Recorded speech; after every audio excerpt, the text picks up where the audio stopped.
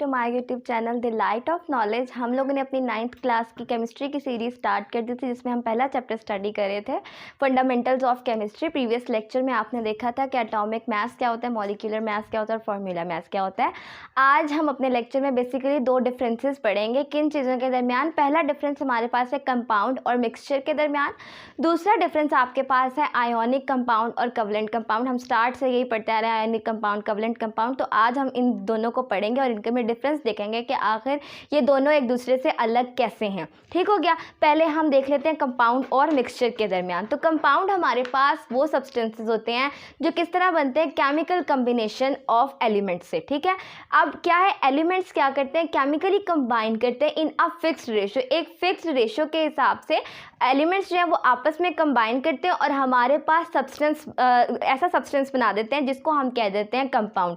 जबकि मिक्सचर हमारे पास वो सब्सटेंस होते हैं जो कि किस तरह बनते हैं, जो कि मिक्सिंग अप ऑफ एलिमेंट्स बनते हैं फिजिकली। अब क्या होता है, अब डिफरेंस क्या आ जाता है, हमारे पास डिफरेंस ये आ जाता है, कंपाउंड में केमिकल कम्बिनेशन हो रहा है जबकि मिक्सचर में हमारे पास फिजिकल कम्बिनेशन हो रहा है। अब एक और डिफरेंस आ जाता है कि इसमें एलिमेंट्स जो है वो फिक्स्ड रेशियो में अटैच होते हैं, जबकि हमारे पास मिक्सचर में एलिमेंट्स की कोई फिक्स्ड रेशियो नहीं होती जिसके ज़रिए वो आपस में मिक्सअप हो। दूसरा डिफरेंस आपके पास क्या आ जाता है, रिप्रेजेंटेड बाय केमिकल फार्मूला। अब क्या है, हमारे यहाँ पर कंपाउंड किस तरह बन रहे हैं, केमिकल कम्बिनेशन के ज़रिए बन रहे हैं, तो उनको एक्सप्रेस करने के लिए हम केमिकल फार्मूला यूज़ करते हैं। जबकि यहाँ पर किसी किस्म की केमिकल कम्बिनेशन मिक्सचर में नहीं हो रही, तो हम मिक्सचर को जो है वो केमिकली जो है एक्सप्रेस नहीं कर सकते, उसका केमिकल फार्मूला नहीं बना सकते।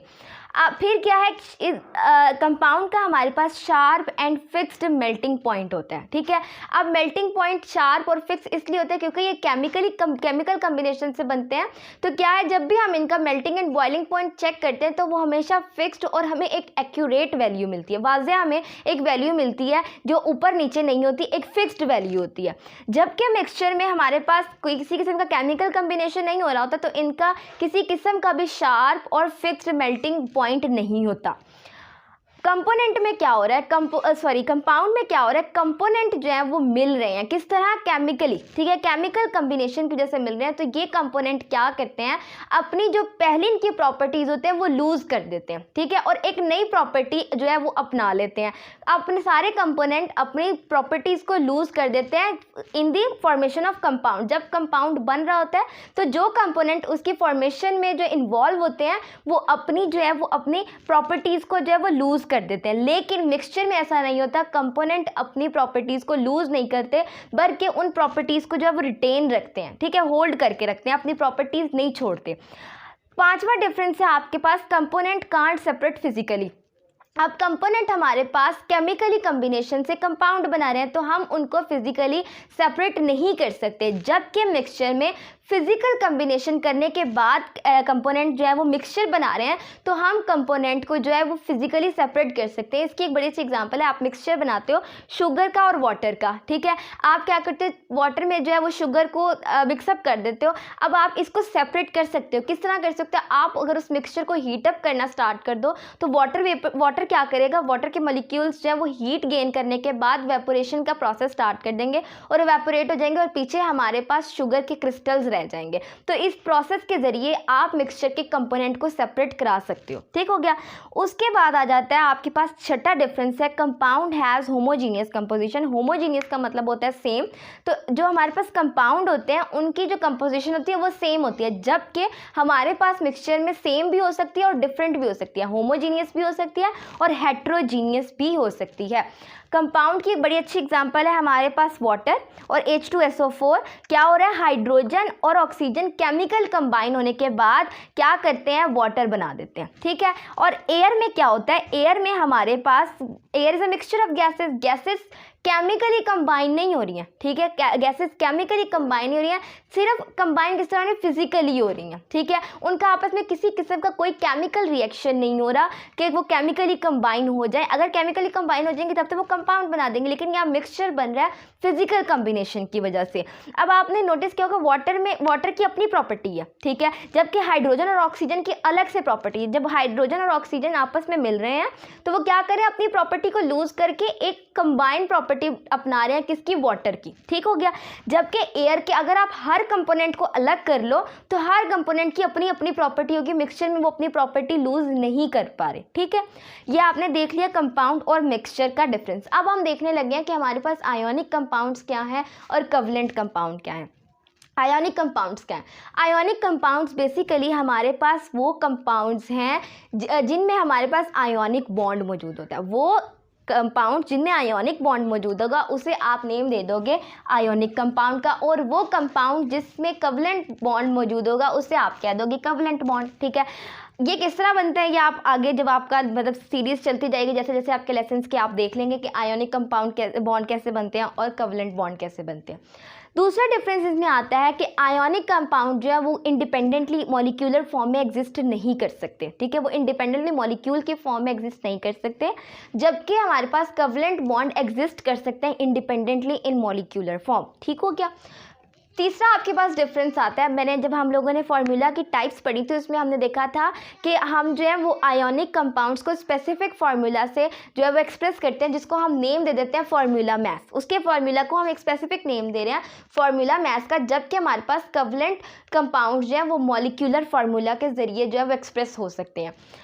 आयोनिक कंपाउंड्स की जो फॉर्म होती है वो क्रिस्टल्स की फॉर्म में होते हैं। आयोनिक कंपाउंड्स हमेशा क्रिस्टलाइन फॉर्म में जो है वो अपीयर होते हैं, उनकी अपीयरेंस क्रिस्टल्स की फॉर्म में होती है, ठीक है, फिजिकल अपीयरेंस। जबकि हमारे पास कोवलेंट कंपाउंड क्या होते हैं, इनमें सिर्फ ऐसा होता है कि इनमें जो बिगर मॉलिक्यूल्स होते हैं ना, बड़े मॉलिक्यूल्स हमारे पास होते हैं, सिर्फ वही क्रिस्टल की फॉर्म में शो होते हैं हमारे पास, हमें क्रिस्टल की फॉर्म देते हैं। अदरवाइज कोवलेंट कंपाउंड हमारे पास क्रिस्टल्स की फॉर्म नहीं देते हैं। अब क्या है, आयोनिक बॉन्डिंग बहुत ज़्यादा स्ट्रॉन्ग होती है as compare to covalent bond की। तो आयोनिक बॉन्ड को ब्रेक करने के लिए हमारे पास ज़्यादा हीट रिक्वायर्ड होती है as compare to covalent bond. इसी वजह से हमारे आयोनिक कंपाउंड का मेल्टिंग और बॉइलिंग पॉइंट हाई होता है as compare to covalent compound के। कोवलेंट कंपाउंड का जो है वो क्योंकि बॉन्डिंग उनमें थोड़ी सी वीक होती है तो जल्दी से वो थोड़ी सी हीट के साथ टूट जाती है, तो क्या होता है, low melting and boiling point होता है। अब क्या है, आयोनिक कंपाउंड जो है वो सोल्यूबल होते हैं पोलर सॉल्वेंट में, ठीक हो गया। पोलर सॉल्वेंट वो होते हैं जिसमें जो है ना हमारे पास पॉजिटिव पोल हो और नेगेटिव पोल हो। अब हमें पता है आयोनिक कंपाउंड बेसिकली आयन से बन रहे होते हैं, तो इसीलिए ये पोलर कंपाउंड उन्हीं सॉल्वेंट्स में जो है वो ये कंपाउंड उन्हीं सॉल्वेंट्स में सोल्यूबल होते हैं जो थोड़े पार्शियल पॉजिटिव और पार्शियल नेगेटिव, मतलब उनमें पोल्स बने हुए हैं पॉजिटिव और नेगेटिव, तभी जाके ये उनमें जो है सोल्यूबल हो जाते हैं, ठीक हो गया। जबकि हमारे पास कोवलेंट कंपाउंड्स में कोई आयंस का कोई सीन नहीं होता, कोई पोल्स का सीन नहीं होता, इसीलिए ये नॉन पोलर कंपाउंड्स में सोल्यूबल हो जाते हैं। नॉन पोलर में हमारे पास सबसे अच्छी एग्जांपल आती है अल्कोहल और ईथर की, ठीक है, नॉन पोलर सॉल्वेंट्स होते हैं ये। दूसरा है आयोनिक कंपाउंड जो है ना, इनमें ये गुड कंडक्टर होते हैं, ठीक है, गुड कंडक्टर होते हैं। आयोनिक कंपाउंड हमारे पास बने होते हैं आयन से, ठीक है, और जब हम इन आयंस को मोल्टन फॉर्म होती है, पिघली हुई फॉर्म, मेल्ट फॉर्म में, अगर इनके मेल्ट फॉर्म में अगर हम इनमें से इलेक्ट्रिसिटी पास करें तो वो ईजिली पास हो जाती है। किस वजह से? क्योंकि आयोनिक कंपाउंड्स में आयन मौजूद होते हैं और जब आप इलेक्ट्रिसिटी इनमें से गुजारते हो तो आयंस की मूवमेंट की वजह से इलेक्ट्रिसिटी ईजिली पास हो जाती है। जबकि कोवलेंट कंपाउंड में हमारे पास आयंस का कोई सीन नहीं होता, तो क्या है, आयंस के सीन ना होने की वजह से जब हम इनमें से इलेक्ट्रिसिटी पास करते हैं तो इलेक्ट्रिसिटी नहीं गुजरती। ये बैड कंडक्टर होते हैं इलेक्ट्रिसिटी के। आपके पास आयोनिक कंपाउंड की एग्जांपल है NaCl, ठीक है, और जबकि कोवलेंट कंपाउंड की आपके पास एग्जांपल है H2SO4। यहाँ पर आपका लेक्चर समअप हो गया है। आपने क्या देखा? आपने देखा कंपाउंड और मिक्सचर के दरमियान डिफरेंस देखा, फिर आपने आयोनिक कंपाउंड्स और कोवलेंट कंपाउंड में डिफरेंस देखा। आई होप आपको मेरा वीडियो पसंद आया होगा। अगर आपको मेरा वीडियो पसंद आया तो लाइक कमेंट करना मत भूलिएगा, मेरे चैनल को सब्सक्राइब भी कीजिएगा। Thank you so much. Allah हाफिज़।